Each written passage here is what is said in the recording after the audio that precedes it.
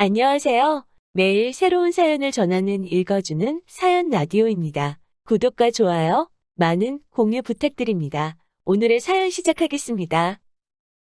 안녕하세요. 영 끊고 살다가 갑자기 나타난 시부모님과 그런 시부모님의 사랑에 목마른 남편의 장단을 맞춰줄 수 없어 이혼한 30대 여성입니다. 남편하고는 오랫동안 아는 사이로 지냈습니다. 그러다 제 나이 29, 남편 나이 28에 무슨 바람이 불었던 건지 갑자기 남편이 저한테 들이대기 시작했어요. 그전까지는 연락이나 가끔 주고받았지 차 한 잔 따로 마셔본 적도 없었으면서 말이죠. 아무튼 남들 다 하는 연애 나도 한번 해보자는 비교적 가벼운 마음으로 만나기 시작했네요. 그런데 사귄 지 2년쯤 되었을 때 아이가 생겼습니다.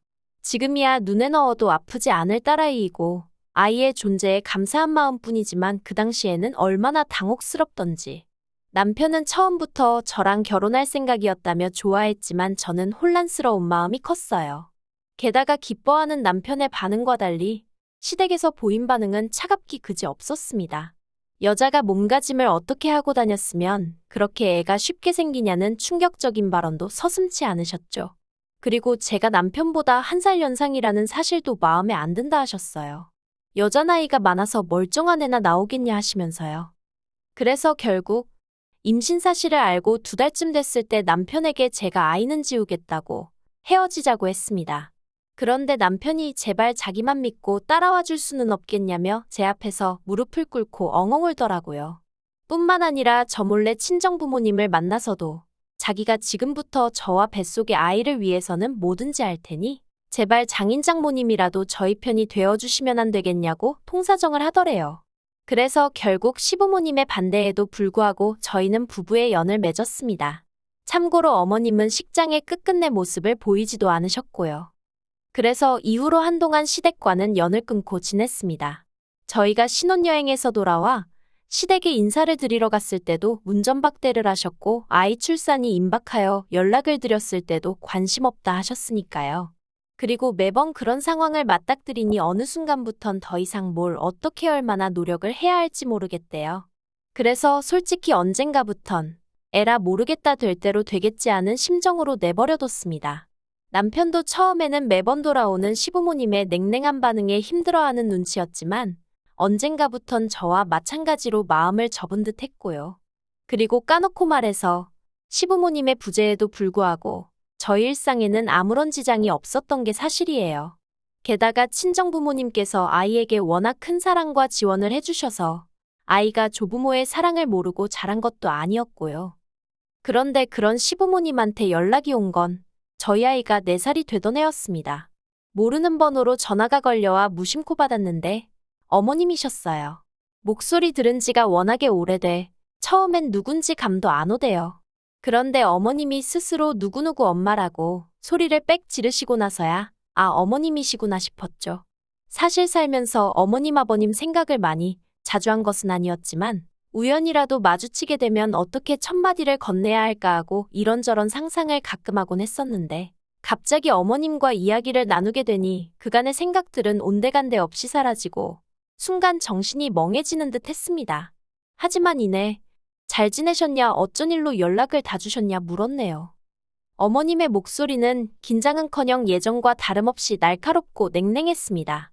그리고 꺼내신 첫마디가 먹고 살만하냐는 거였어요. 당시 저희 남편은 친정아버지 회사에서 일을 배우고 있었고 저는 프리랜서 작가로 일했거든요. 벌이는 둘이 먹고 사는 데는 충분한 수준이었고요. 그래서 제가 나쁘지 않아요라고 대답을 했더니 어머님은 잘났다 하시며 빈정거리시는 거예요. 정말 변한 게 하나도 없으셨지요. 그리고 며칠 뒤 어머님한테 또다시 연락이 왔습니다. 그리고 그 내용은 간단명료했어요. 이제껏 아주버님이 생활비를 주셨는데 이제 못 준다고 하니 저희더러 내놓으라고요. 지난 몇 년 동안 형 혼자 자식 노릇하느라 고생했으니 이젠 네가 좀 해야 하지 않겠냐는 거였죠. 남편은 마음이 복잡해 보였습니다. 몇 년 만에 연락을 해온 시부모님이 고작 돈 때문에 연락을 했다는 사실에 충격을 받은 것 같기도 했고 한편으론 그런 시부모님이 안쓰러운 모양이었어요.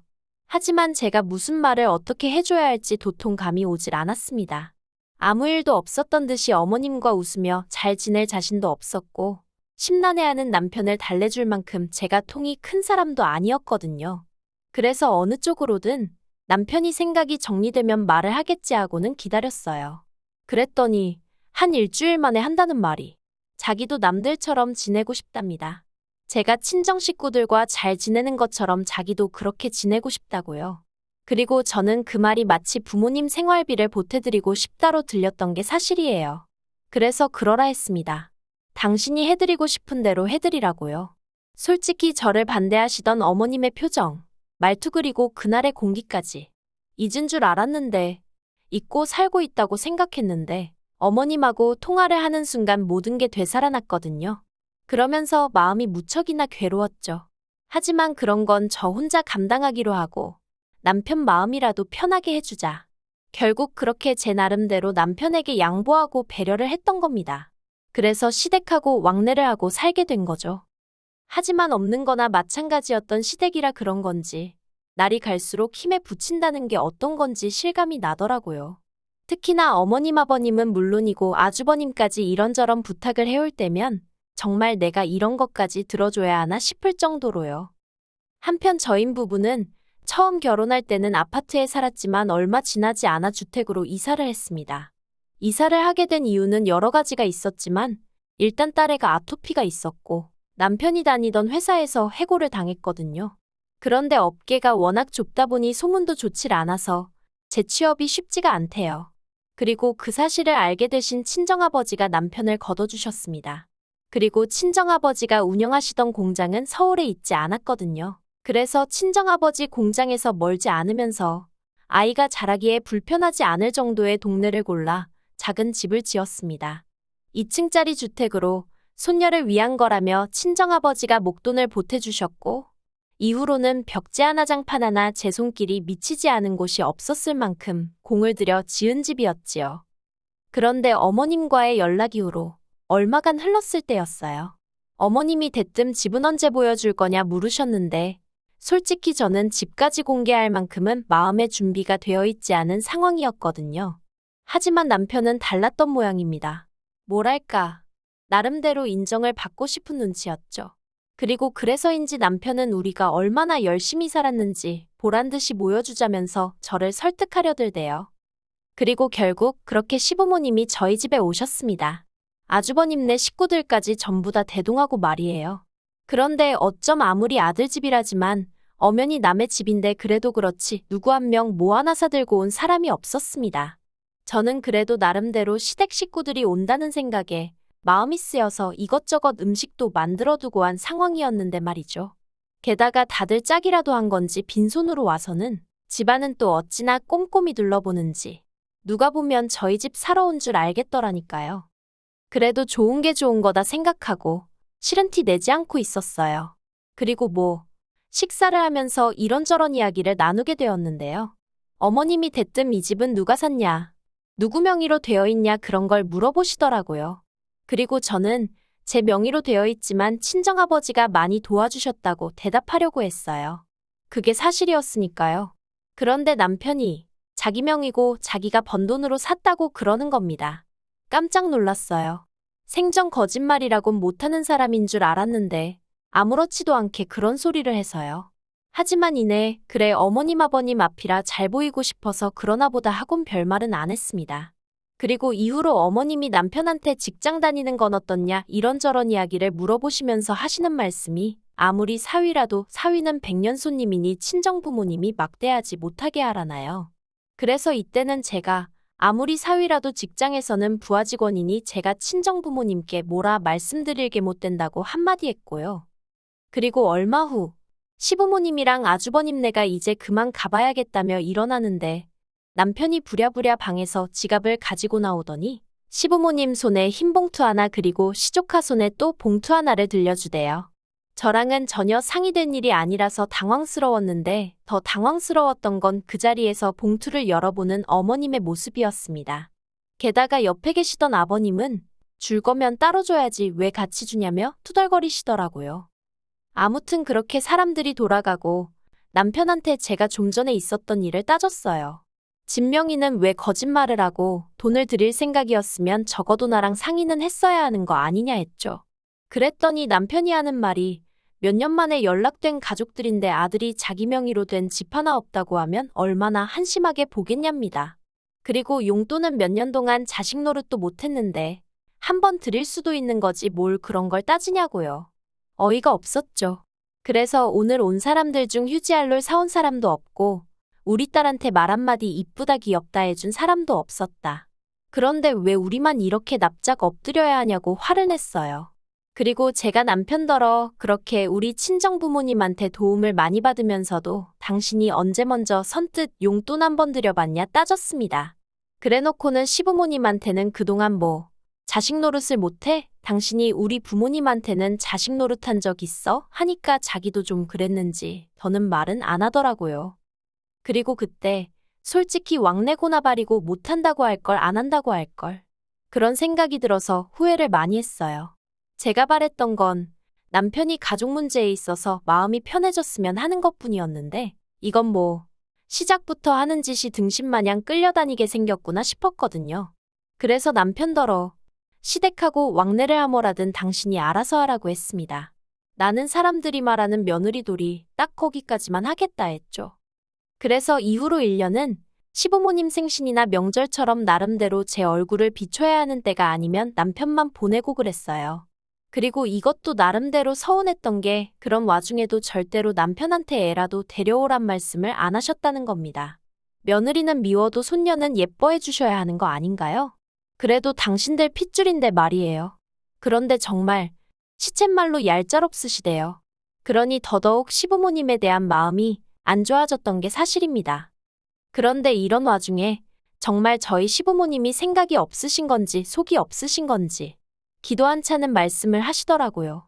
얼마 안 있으면 당신들 사시는 집 전세 계약이 끝나는데 그러면 저희랑 같이 살아야겠다고 남편한테 그러시더랍니다. 그리고 남편은 이 이야기를 전하면서 2층에 방 하나 남으니까 거기로 오시라고 하면 어떨까 하는데 이건 뭐 어이가 없는 정도가 아니라 당장에라도 입에서 쌍욕이 튀어나올 것 같더라니까요. 그래서 제가 오시긴 어디로 쉬냐고 안 된다고 했어요. 내가 딱 기본만 하겠다고 하지 않았냐고 그런데 무슨 앞가냐고 그렇게 못한다 했죠. 그랬더니 남편이 그러면 어떡하냐는 거예요. 시부모님은 이 집이 자기 명의로 된 자기 집인 줄 아시니까 그렇게 말씀하신 건데 거기다 대고 뭐라고 하냐면서요. 그래서 제가 잘못 말씀드렸다고 솔직히 털어놓으라 했습니다. 그때는 그냥 말이 헛나온 거고 실은 와이프 명이다. 거기다 장인어른이 엄청나게 보태주셔서 내가 말할 처지가 못 된다 하라고요. 그랬더니 남편이 저더러 정말 너무하다면서 이번에는 자기도 시부모님한테 인정 좀 받고 싶은데 그걸 안 도와주려는 거냐며 황당하고 어이가 없어서 말 한마디도 더는 섞고 싶지 않더군요. 그래서 너는 떠들어라 나는 모르겠다 하고 먼저 자리에서 일어났습니다. 그리고는 딱 한마디만 덧붙였어요. 어머님 아버님이 여기 이사 들어오시는 날이 당신이랑 나랑 이혼도장 찍는 날인 줄 알라고요. 그런데 남편은 제 말을 귓등으로 들은 건지 올 4월이었습니다. 그 무렵에는 어쩔 수 없이 일 때문에 서울에 나갔다 와야 하는 상황이 몇 번 있었거든요. 그리고 그날도 일 때문에 이른 아침부터 점심 무렵까지 서울에서 약속이 빼곡히 차 있었어요. 그래서 딸애는 전날 친정어머니께 맡기고 새벽 5시 반에 집을 나섰죠.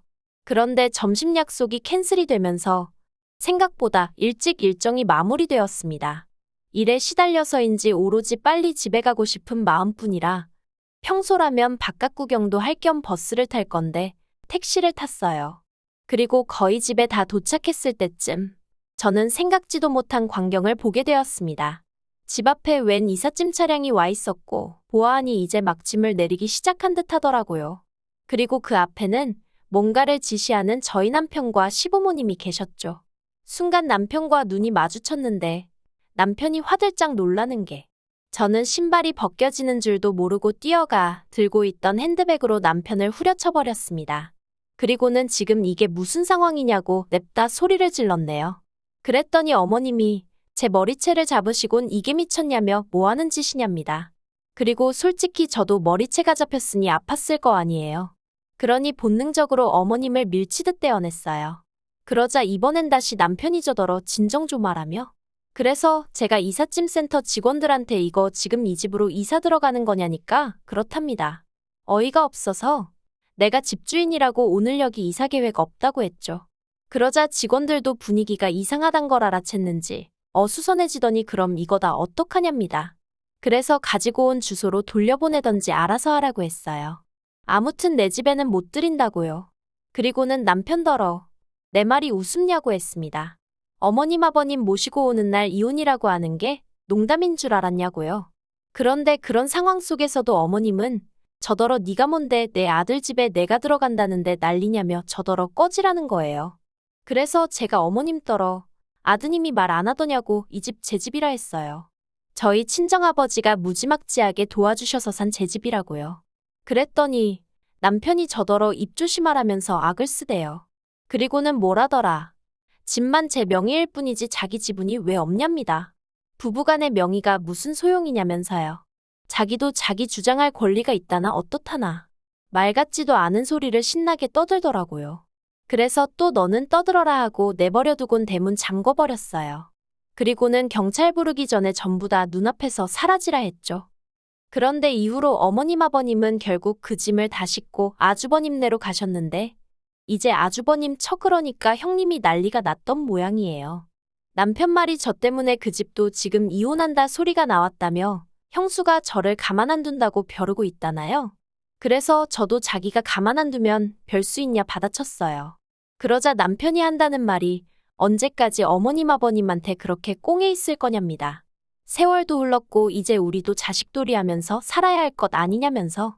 그래서 받은 사랑이 없는데 도리는 못하러 해야 하는지 모르겠다고 했네요.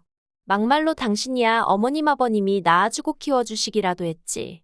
나는 돈 1,000원 받아본 것도 없고 그렇다고 며느리로 인정을 받은 것도 아닌데 내가 이제 와서 뭐가 아쉽다고 그러겠느냐고요. 그리고는 남편더러 그렇게 아들 노릇하고 싶으면 내 남편 노릇, 당신 딸 아빠 노릇은 포기하라니까. 그러겠답니다. 솔직히 이때는 저도 충격이 컸어요. 남편 노릇이야 홧김에 때려친다 해도 어떻게 아빠 노릇도 그만두겠다고 하는 건지. 하지만 뭐 늦게라도 효자 아들이 되고 싶다는데 제가 무슨 수로 말리나 싶대요. 그래서 깔끔하게 협의 이혼했고 모든 게 마무리가 되자 친정아버지가 남편을 해고하셨습니다. 남편이 저희 아버지더러 장인어른은 공과사도 구분을 못하시냐 악을 썼는데 저희 친정아버지가 공과사고나 바리고 내 딸 가슴에 대못질한 놈한테는 10원짜리 하나도 아깝다며 막말로 너가 무슨 잘난 인재도 아닌데 내가 너깟 거를 왜 데리고 있어야 하냐고 듣자 하니 아주 자존심을 갈기갈기 찢어놓으셨더라고요. 어휴, 이제 지 밥벌이도 못할 텐데 효자 노릇은 무슨 수로 하려나 궁금하네요. 긴 이야기 들어주셔서 감사합니다. 오늘의 사연은 여기까지입니다. 구독과 좋아요, 알람 설정해주시면 앞으로 더 좋은 사연으로 찾아오겠습니다. 감사합니다.